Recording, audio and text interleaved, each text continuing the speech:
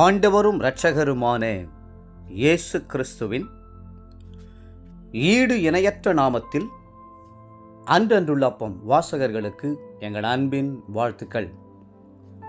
2024 ஆண்டு ஆகஸ்ட் மாதம் 30ஆம் தேதி வெள்ளிக்கிழமைக்குரிய தின தியானம்.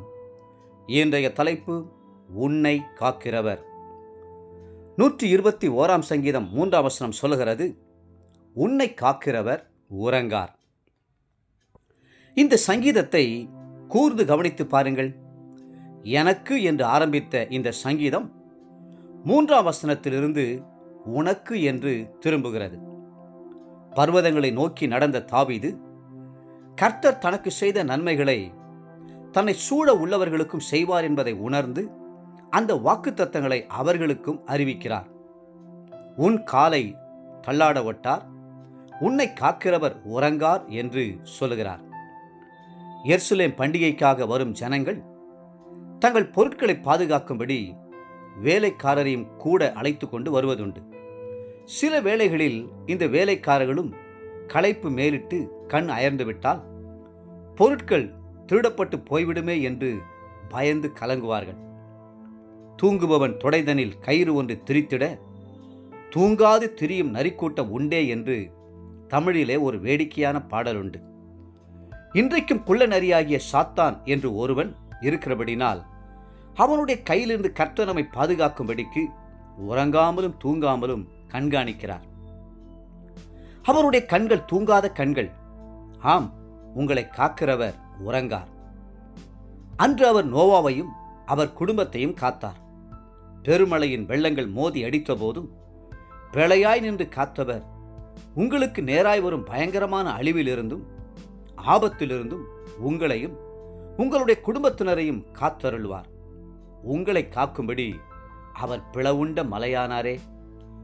சோதோமின் அழிவிலிருந்து லோத்துவை பாதுகாக்க அவன் கரம் பிடித்து வெளியே கொண்டு வந்தவர் உங்களையும் காக்கும்படி தம் பரிசுத்த ஆவியானவரை உங்களுக்கு தந்திருக்கிறாரே. ஆதியாகமம் 19:16. ஆம், அவர் உங்களை காக்கிறவர் மட்டுமல்ல, உங்களுக்காக இரவும் பகலும் வேண்டுதல் செய்கிறவருமாக இருக்கிறார். வேதம் சொல்கிறது, ரோமர் 8:26, அந்தப்படியே ஆவியானவரும் நமது பலவீனங்களில் நமக்கு உதவி செய்கிறார். நாம் ஏற்றபடி வேண்டிக்கொள்ள வேண்டியது இன்னதென்று அறியாமல் இருக்கிறபடியால் ஆவியானவர் தாமே வாக்கு கடங்காத பெருமூச்சுகளோடு நமக்காக வேண்டுதல் செய்கிறார். சகோதரர்களின் துர் ஆலோசனைகளிலும் கொலை சதிகளிலும் இருந்தும் குழியில் போடப்பட்டதிலிருந்தும் யோசேப்பை காத்தவர் உங்களையும் சகல வஞ்சக கண்களிலிருந்தும் பொறாமையின் ஆவிகளிலிருந்தும் தீமையான செய்வினைகளிலிருந்தும் பாதுகாத்து உங்கள் தலையை உயர்த்தி உங்களை மேன்மைப்படுத்துவார்.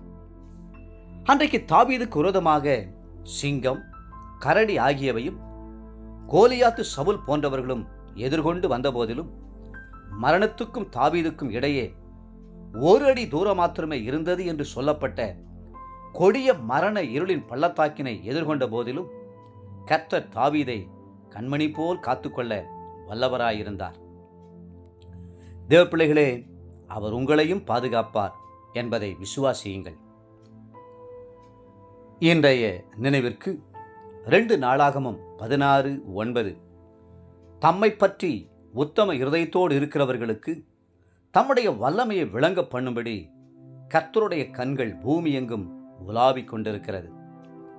இன்றைய வேத வாசிப்பு காலை சங்கீதம் 129, 130 மற்றும் 131ஆம் சங்கீதங்கள். மாலை 1 கொரிந்தியர் 11ஆம் அதிகாரம் 1-16ஆம் வசனம் முடிய.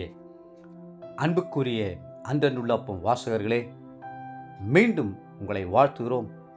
கர்த்தர் உங்களை உறங்காமல் காக்கிறவர்.